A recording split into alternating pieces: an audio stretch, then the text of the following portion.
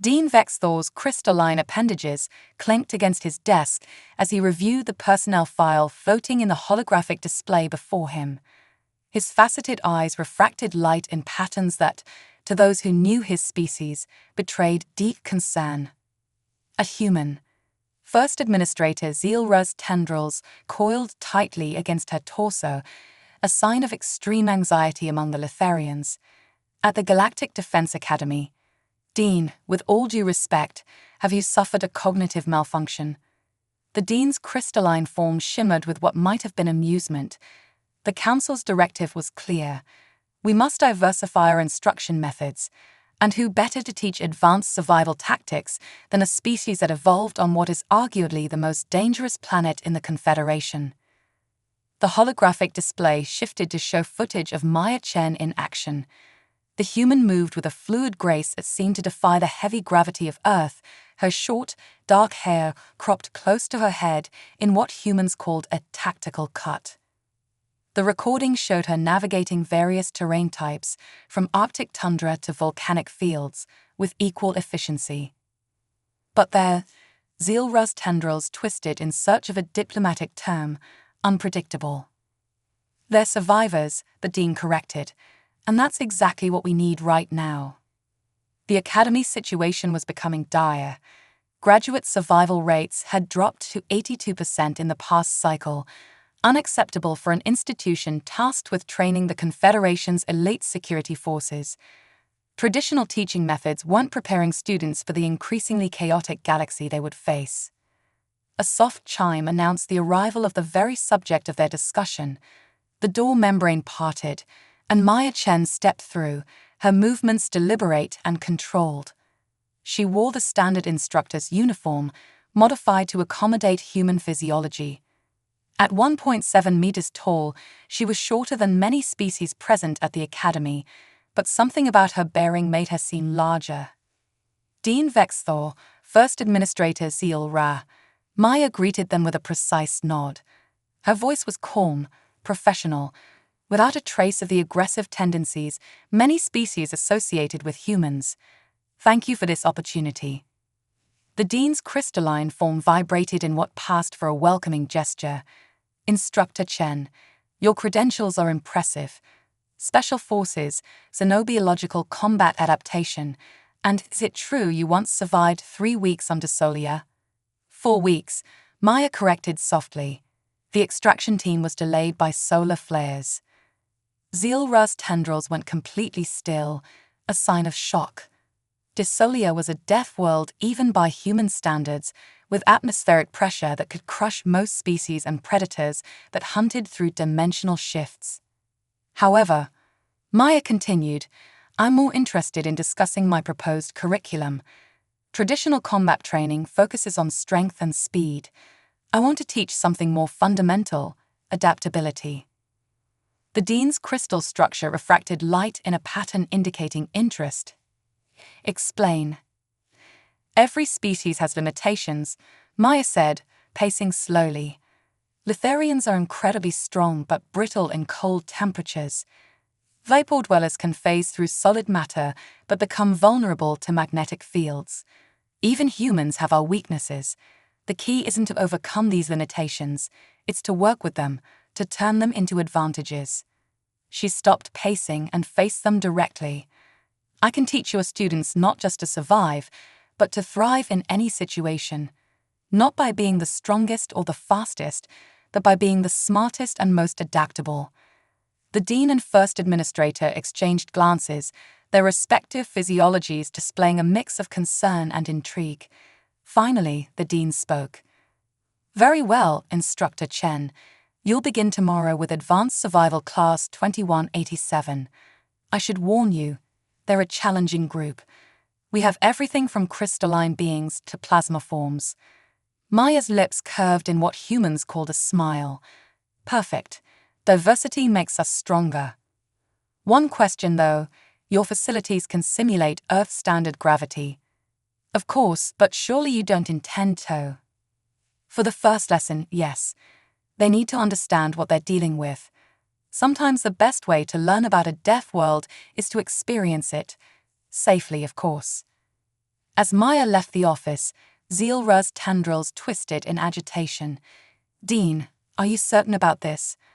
A human teaching our most promising students." The dean's crystalline form pulsed with what might have been amusement. "No, I'm not certain at all, but certainty breeds complacency, and complacency gets people killed. Perhaps it's time we all learn to be a little uncomfortable." Outside, Maya walked the curved corridors of the academy, aware of the stares from students and faculty alike. Some were curious, others fearful, a few openly hostile. She didn't mind. She'd faced worse odds before. Tomorrow would be interesting. 25 students, 15 different species, one human instructor, and a lesson plan that would challenge everything they thought they knew about survival. Maya smiled again, this time to herself. They called Earth a death world, but they didn't understand. It wasn't the gravity or the predators or the extreme weather that made humans dangerous. It was something else entirely, something she intended to teach them. It was the ability to look at certain death and say, "Not today." The academy would never be the same. The advanced survival classroom was designed to accommodate beings of wildly different physiologies. Plasma containment fields housed gaseous students, while thermal regulation pods kept the crystalline ones at optimal temperature. In the center of the amphitheater-style room, Maya Chen stood calmly, hands clasped behind her back. "I understand," she began, "that many of you have questions about having a human instructor." Her voice carried easily through the universal translators. "You're wondering what a species from a death world could possibly teach the galaxy's elite." A ripple of movement passed through the class, the equivalent of nervous shuffling across 15 different species. Near the front, a vapor dweller named Teth shimmered with barely contained skepticism. "With respect, instructor," Tet's voice echoed through their translator, "we've studied Earth. The gravity alone would crush most of us. How can we learn survival techniques from someone whose natural environment would kill us?" Maya's expression remained neutral. "Computer, activate simulation protocols. Authorization Chen Alpha 7. The room's environmental controls hummed to life. A warning flashed across multiple displays. "Earth standard gravity initiating." The effect was immediate and dramatic. The vapor dwellers condensed into tight, struggling spheres. The crystalline students' support structures creaked. Even the more physically robust species found themselves straining against the increased gravitational pull. "This," Maya said, walking easily across the room, "is approximately 1 Earth standard gravity. I've actually had it reduced to 90% for safety purposes." She picked up a training staff, twirling it effortlessly. "Now who can tell me why I'm able to move normally while you're all struggling?" From the back of the room, a quantum collective of synchronized microorganisms formed a voice box. "Your species evolved under these conditions. Your musculature and skeletal structure are adapted to it." "Partially correct," Maya nodded. "But there's something more fundamental at work. Computer and gravity simulation." The room returned to standard gravity. The class collectively relaxed, though many still eyed their instructor warily. "What you just experienced wasn't just about physical strength," Maya continued. "It was about adaptation. Humans aren't the strongest species, or the fastest, or the most technologically advanced. What we are is adaptable. We learn to use our environment, no matter how hostile, to our advantage." She activated a holographic display showing various Earth terrains. "When we couldn't survive in the cold, we made clothes. When we couldn't outrun predators, we made tools. When we couldn't fly, we built machines that could. Everything that tried to kill us became a lesson in survival." The quantum collective rippled with interest. "You're suggesting that disadvantage can become advantage." "Exactly," Maya smiled. "Which brings us to today's real lesson. Computer, activate training scenario Chen Beta 3. The classroom transformed. Suddenly, they were in what appeared to be a massive cavern system. The environmental controls adjusted to simulate harsh conditions: extreme heat, toxic atmosphere, minimal light. "Welcome to the caves of Cathari," Maya announced. a real location where I once spent 2 weeks evading capture.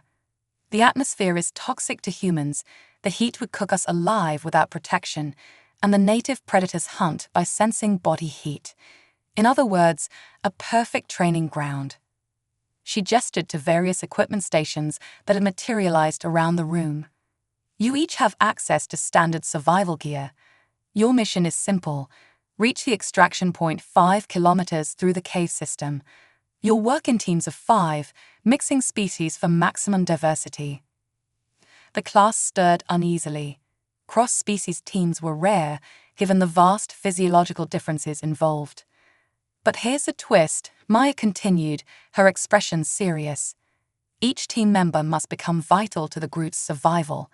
You must find ways to turn your species' limitations into advantages. The toxic atmosphere that would kill me. Perfect cover for our gaseous students. The heat that would cook a human. Ideal conditions for our plasma-based colleagues. She began assigning teams, carefully nixing different species' strengths and weaknesses. You have 10 minutes to strategize with your team. Then the scenario begins. Remember, in real survival situations, you rarely get to choose your allies. You work with what you have, or you die. The class broke into their assigned groups, a cacophony of different communication methods filling the room. Maya watched as ancient rivalries and prejudices began to give way to necessity and cooperation. Then the lights went out. Not the simulation lights, all of them. The environmental controls flickered. Warning klaxons blared. "Computer end simulation," Maya commanded. No response. A student screamed. Not in the simulation, but in reality. Through the emergency lights, Maya saw why. The cave system wasn't just a hologram anymore. Somehow, the Academy's matter replication systems had activated. The simulated environment had become real. And they weren't alone in it. Something moved in the darkness, something that shouldn't exist outside of training scenarios. The thermal sensors in Maya's eyes, a standard human military enhancement, picked up multiple heat signatures, large ones. "Well," she said calmly, dropping into a combat stance, "it seems today's lesson just became practical rather than theoretical. Teams, maintain your positions. Remember what I said about limitations becoming advantages." A predator's roar echoed through the very real cavern. Time to prove it. In the dim emergency lighting, Maya's enhanced eyes tracked the movement of shadows that shouldn't exist. The Catherian cave beast, a training hologram turned terrifyingly real, stalked the perimeter of what had once been their classroom. "Status report," Maya called out calmly. "All teams, sound off." The responses came in various forms: verbal, telepathic, and electromagnetic. 5 teams, 25 students, all trapped in a replicated death world environment. But Maya saw something the students didn't yet realize: opportunity. "Teth," she addressed the vapor dweller who had challenged her earlier, "your gaseous form can detect air currents, correct?" "Why, yes, instructor," Teth replied, their form wavering nervously. "Good. You're our early warning system. These beasts disturb air patterns before they strike. Team leaders, get your vapor dweller members spread out in a perimeter." The crystalline student, Zixra, spoke up, their voice resonating through their mineral structure. But vapor dwellers are considered the weakest species in combat situations. They can't even maintain solid form in these conditions. "Exactly," Maya smiled in the darkness. "They don't need to." "Teth, demonstrate." The vapor dweller hesitated, then expanded their gaseous form along the cavern floor. Within seconds, they called out, "Movement." 3 large bodies, approaching from the northwest tunnel. "Perfect. Quantum collectives, you're up. Use your coordination abilities to relay information between teams. Crystalline students, prepare for barrier formation. Plasma forms, stand by for thermal disruption." The cave beasts emerged, each the size of a small transport vehicle, with multiple rows of sensor organs and crystalline claws evolved for rending stone. In training simulations, they were frightening. In reality, they were nightmare fuel. But Maya's smile never wavered. Now, remember what we learned about Earth gravity? About turning disadvantages into advantages? Watch carefully. She moved with practiced precision, a supposedly fragile human form flowing between the beast's attacks. These predators hunt by thermal sensing. Plasma students overload their sensors. The plasma-based beings pulsed with intense heat, creating a dazzling display that confused the beast's sensory organs. The creatures rolled in disorientation. Crystalline team, barrier formation. The mineral-based students, previously considered too brittle for direct combat, interlocked their forms to create prismatic walls, refracting the plasma students' energy into blinding patterns. Vapor dwellers call their movements. Quantum collectives coordinate the defense. What followed was unlike anything the galaxy's elite training facility had ever seen. Species traditionally considered weak or unsuitable for combat proved instrumental in their survival. The vapor dwellers' gaseous nature provided perfect reconnaissance. The quantum collectors coordinated 15 different species with millisecond precision. Even the crystalline students, usually relegated to support roles, became frontline defenders. And through it all, Maya moved among them, calling out encouragement and tactical adjustments. Her human adaptability wasn't just about surviving Earth's conditions, it was about seeing potential where others sold imitations. Control room, this is Instructor Chen, she called into her communicator during a brief respite. Status report. Dean Vexthor's voice crackled through, heavy with concern. Systems malfunction across multiple sectors. The matter replication system has gone haywire. We're reading similar manifestations in other training areas. Any chance of a quick fix? Negative. We need to reach the central control hub, but with real versions of training scenarios manifesting throughout the facility. Maya nodded, though they couldn't see it. Understood. Time to expand today's lesson plan. She turned to her students, who were watching her with newfound respect. Class, it seems we have a unique opportunity here. This facility contains training scenarios from across the galaxy, everything from Dasolian pressure storms to quantum space anomalies, all of which are currently becoming real, trapping other students and faculty. She paused, letting that sink in. So here's your real test. We're going to cross this facility using everything we've learned about turning weaknesses into strengths, and we're going to save this academy. Any objections? Tef, the once skeptical vapor dweller, drifted forward. But Instructor, the statistical probability of survival is irrelevant, Maya finished, because we're not going to survive this through probability. We're going to survive it through adaptation, cooperation, and the understanding that true strength isn't about what you can do alone, it's about what you can achieve together. The cave beasts rolled in the distance, joined by the sounds of other manifested creatures and phenomena throughout the academy. New alarms blared, indicating system failures spreading through the facility. Maya checked her gear with practiced efficiency. So, who's ready for their midterm exam? One by one, the students moved forward, gaseous, crystalline, plasma, and quantum forms all united in purpose. They had entered this class expecting to learn about survival. Instead, they were learning something far more valuable. But in the face of impossible odds, species didn't matter, prejudices didn't matter, traditional limitations didn't matter. All that mattered was working together to overcome what lay ahead. Teams, form up, Maya commanded. We've got an academy to save, and I expect everyone to pass this test with flying colors. The cave beasts charged again, but this time no one flinched. They had learned their lesson well. On a death world, you either adapt or die. And they had no intention of dying today. The corridors of the Galactic Defense Academy had become a patchwork of manifested training scenarios.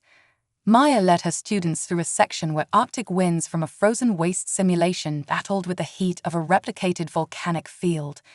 The environmental chaos should have been lethal. Instead, it became their advantage. Plasma forms, take point through the cold zones, Maya directed. Crystalline students, you're our shield wall through the heat. Vapor dwellers, maintain our sensory web. Quantum collectives, keep our communication network active. They moved as one unit now, 25 students of 15 species, flowing through impossible conditions with practiced coordination. 3 hours of survival had taught them more than 3 years of traditional training. Contact ahead, Teth announced, their gaseous form detecting disturbances, multiple heat signatures, and something else. Maya's enhanced vision picked up the shapes moving through the chaos, more manifested creatures, but also something more concerning. Other students and faculty trapped and fighting for survival. Among them stood senior instructor Kras Pol, an 8-limbed warrior from a high-gravity world who had openly opposed Maya's appointment. He was holding his own against manifested threats, but his traditional combat methods were failing against the chaos. Looks like we found our next challenge, Maya said, assessing the situation. Krastfol's fighting style relies on superior strength and established patterns. In this environment, that's a liability. Should we assist? Asked Zixra, the crystalline form refracting the mixed light of competing environments. Better, Maya smiled. We're going to teach. Teams, demonstration formation. Show them what adaptability looks like. The students moved with confident precision. Vapor dwellers spread out, creating an early warning network. Plasma forms pulsed with controlled energy bursts, herding the manifested creatures. Crystalline students formed mobile shield walls, while quantum collectives coordinated every movement with microscopic precision. Krasfol watched in astonishment as his former students, species he had deemed too weak for frontline combat, systematically contained and neutralized threats he had been struggling against. Impossible, he rumbled as Maya approached. These scenarios are designed to be lethal. How are they? Surviving, Maya finished. The same way humans survived Earth, by understanding that strength isn't about overpowering your environment, it's about adapting to it. She gestured to where a vapor dweller and plasma student were working in perfect sync to disrupt a predator's sensory organs. Your teaching methods focus on making students stronger. I teach them to be smarter. A new alarm blared through the facility. Warning: matter replication core approaching critical overload. Containment failure imminent. The entire academy could be converted into a training scenario, Krasfol growled. We need to reach the control hub, but the path goes through every lethal scenario in the database. Maya nodded. Good. Finally, a proper test for my students. She turned to address the combined group, her students and the rescued personnel. Listen up. We're heading for the control hub. The path will take us through manifested versions of the deadliest environments in known space. Everyone here has been taught that they have limitations, that certain species are only suited for certain roles. She paused, meeting each being's gaze or sensory apparatus. Forget everything you were taught about your limitations. They're not weaknesses, they're tactical advantages we haven't fully exploited yet. Krasthol, your species' strength isn't just for direct combat, it's perfect for creating gravitational disruption fields. Combine that with our vapor dwellers' sensory abilities. Understanding dawned in the senior instructor's compound eyes. We could detect and counter environmental threats before they fully manifest. Exactly. Everyone has a role. Everyone has value. Either we all survive, or none of us do. Maya checked her equipment one last time. Now, who's ready to rewrite the Academy's training manual? The response was unanimous. A chorus of affirmatives in various forms of communication.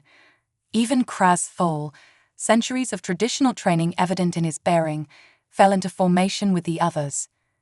They moved out through corridors where reality itself was breaking down.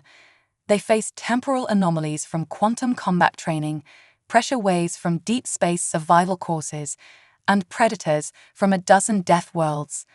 But where traditional combat training would have failed, adaptability and cooperation prevailed. Maya watched with pride as her students applied their lessons in real time. turning supposedly fatal scenarios into advantages. The quantum collectives predicted temporal shifts. Crystalline students refracted deadly energy beams. Vapor dwellers neutralized toxic atmospheres. Each species' traditional weakness became a crucial tool for survival. But ahead lay their greatest challenge, the central control hub, surrounded by every lethal scenario in the Academy's database, all manifesting simultaneously. To reach it, they would need more than adaptability. They would need to prove that the deadliest force in the galaxy wasn't strength or speed or even technology. It was the ability to look at the impossible and see opportunity. "Ready for your final exam?" Maya asked, as reality walked around them. The answer came not in words, but in action, as 25 students and a converted senior instructor moved forward as one, ready to face whatever lay ahead. After all, they had learned from a Death Worlder, and Death Worlders never quit. The approach to the control hub resembled a war zone where physics itself had declared war on reality. Training scenarios overlapped in impossible ways. Vacuum zones collided with pressure storms, temporal distortions warped gravity fields, and predators from 100 worlds prowled through environmental chaos. Maya assessed the situation with practiced calm. The matter replication system is creating a defensive maze, every lethal scenario in the database all at once. Teth, now confident in their gaseous form, swirled with analytical patterns. "I'm detecting 17 distinct atmospheric anomalies, 9 temporal rifts, and something else, something impossible." "The scenarios are combining," the Quantum Collective announced, its synchronized organisms processing data at incredible speed, creating hybrid threats that don't exist in any database. Maya's enhanced vision confirmed their worst fears. Through the chaos, she could see creatures adapting in real time, combining traits from different death worlds. A Catharian cave beast phased through solid matter like a vapor dweller. Crystalline predators pulsed with plasma energy. "Perfect," Maya said, earning startled looks from everyone, including Kraz Hull. "Don't you see? The system is adapting, combining different lethal elements, just like we've been doing." Understanding rippled through the group. They had spent hours learning to combine their supposedly incompatible abilities. Now they faced an enemy doing the same thing. "Teams, strategic formation," Maya commanded. "But this time, we're going to show this system what real adaptation looks like. Quantum collectives, link with the crystalline students. I want predictive refraction fields. Plasma forms, synchronize with the vapor dwellers. Let's weaponize atmospheric manipulation." Krasfel watched in amazement as the students moved with fluid precision. This isn't in any combat manual." "That's the point," Maya smiled. "You can't prepare for every threat, but you can learn to adapt to any situation." She activated her combat enhancements, scanning the shifting battlefield ahead. 500 meters to the control hub. Multiple environmental barriers, hybrid predators, and physics anomalies in our path. Time to show the galaxy what happens when you back different species into a corner together. They moved as one organism, each species' abilities amplifying the others. Crystalline students formed prismatic formations that the quantum collectives used to predict and redirect temporal anomalies. Plasma forms superheated atmosphere that vapor dwellers shaped into defensive barriers. Even Kraz Toll's traditional combat techniques found new application, his strength precisely channeled through strategies he'd never considered. They encountered their first hybrid threat, a crystalline predator wreathed in plasma, facing through solid matter. Traditional tactics would have failed, but Maya students weren't traditional anymore. "Quantum Crystal Team Alpha, Temporal Refraction," Maya called out. "Plasma Vapor Team Beta, Environmental Inversion." The crystalline students formed a precise geometric pattern, their structures calculated by the quantum collectives to create a temporal lens. As the hybrid creature charged, it hit a field where time itself bent. The vapor dwellers then manipulated the atmosphere that the plasma students had charged, creating a localized pocket of impossible physics. The creature, caught between warping time and inverted physics, couldn't maintain its hybrid form. It separated into its component parts, manageable threats they now knew how to handle. The system is learning, Maya announced as they pressed forward. It's going to keep combining threats in new ways. So we adapt faster. Every failure is data. Every success is a new tactic. This isn't about surviving anymore. It's about evolution. They fought their way through scenarios that should have been unsurvivable. Vacuum zones were turned into propulsion systems. Gravity anomalies became weapons. Deadly radiation was refracted into defensive shields. With each step, they proved that true strength lay not in individual power, but in impossible combinations of diverse abilities. The control hub's entrance lay ahead, surrounded by a maelstrom of every deadly phenomenon in the database. The matter replication system's final defense looked insurmountable. Analysis? Maya asked the group. The quantum collective processed the data. Standard survival probability, 0%. Too many overlapping lethal elements. Standard survival probability doesn't apply to us anymore, Teth declared, their gaseous form pulsing with confidence. We stopped being standard hours ago. Maya felt pride swell in her chest. They understood now, really understood. One final lesson, she announced. The most important thing humans learned on our death world wasn't how to be stronger or faster or tougher than the things trying to kill us. She paused, meeting each student's gaze or sensory apparatus. We learned that the universe's greatest survival trait is the ability to look at certain death and say, let's try something impossible. The hybrid threats closed in. Reality walked around them. The Academy's warning systems screamed about imminent matter replication core collapse. And 25 students of 15 species, led by a human from a death world, prepared to do something impossible. After all, that's what survival was all about. The control hub's defensive maelstrom swirled before them, a masterpiece of lethal chaos. Multiple death worlds compressed into 100 meters of impossible space.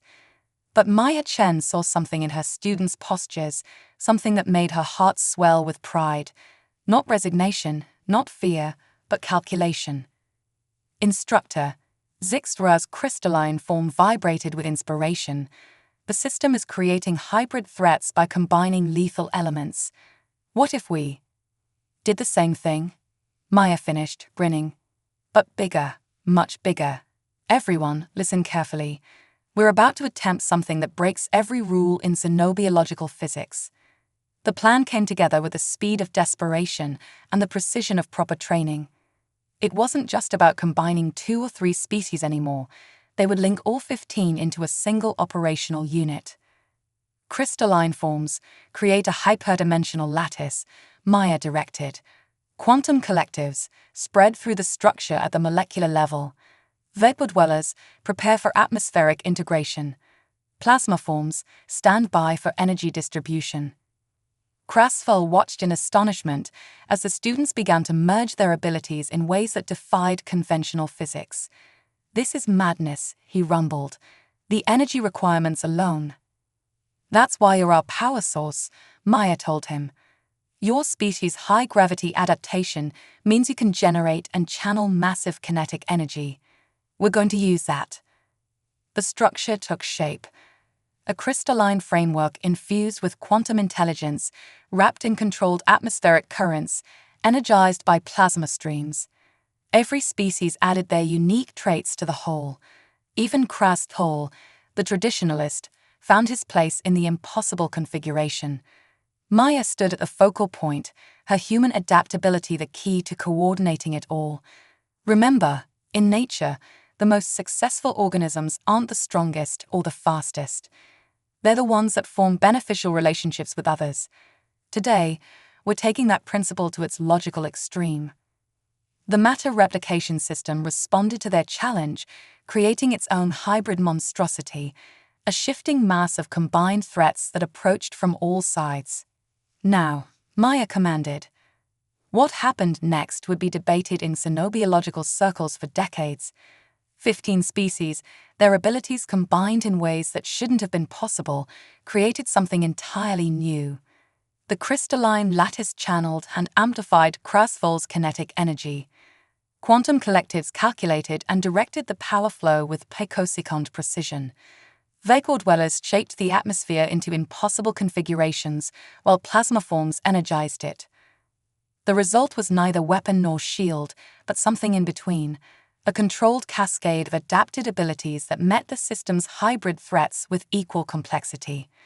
Where the machine created lethal combinations, they responded with beneficial ones. When it adapted, they adapted faster. They moved through the maelstrom as a single entity, each species' traditional weaknesses covered by another's strengths. The control hub's defenses, for all their lethal potential, couldn't match the creativity of truly cooperative adaptation. Maya reached the control panel first, her fingers flying over the interface while her students maintained their impossible combination against the system's final attacks. Core containment protocols initiating, she announced. Matter replication system powering down. We did it. As the manifested threats began to fade and normal reality reasserted itself, the students carefully disentangled their combined abilities. Each being emerged from the experience fundamentally changed. The Academy's lights returned to normal. Emergency systems powered down. In the sudden quiet, Dean Vexthor's voice came over the communication system. Control hub, report status. Maya looked at her students, exhausted, exhilarated, and forever transformed by what they'd accomplished. Status is green, Dean. Though I should warn you, we may need to completely rewrite the xenobiology textbooks after this. Hours later, in the Academy's main assembly hall, Maya stood before the gathered faculty and students. The dean had just finished announcing commendations for everyone involved in saving the facility. The incident has taught us something profound. The dean's crystalline form sparkled as he spoke. Our traditional understanding of species limitations and capabilities requires serious revision. Maya stepped forward to address the assembly. On Earth, we have a concept called symbiosis, different species working together for mutual benefit. Today, we didn't just demonstrate that principle, we evolved it. Each of you came to this academy believing you knew your limitations. Today, you prove that the only real limitation is believing in limitations at all. She looked at her students, scattered throughout the audience. You came here to learn survival from a death worlder. Instead, you learned something far more important, that the deadliest force in the universe isn't strength or speed, or even adaptability. It's the ability to take everything that makes you different from others and turn those differences into advantages. Teth, the once skeptical vapor dweller, drifted forward. You taught us that being from a death world isn't about being the strongest. It's about never accepting that something is impossible just because it hasn't been done before. Exactly, Maya smiled. And that's the real legacy I want to leave here. Not just as a death worlder, but as a teacher who showed that when diverse species work together, the impossible becomes possible. The dean's form pulsed with approval. Instructor Chen, in light of today's events, we'd like to expand your training program. Every student at this academy should learn these principles. Maya looked out at the assembled beings, hundreds of species, each with their own supposed limitations and advantages, each with untapped potential that could only be realized through cooperation. I accept, she said, but I have one condition. She paused, her smile widening. We're going to need a bigger classroom. After all, we have a galaxy of possibilities to explore. As the assembly erupted in various species' expressions of approval, Maya felt a deep satisfaction. She had come to teach survival skills, but had ended up teaching something far more valuable.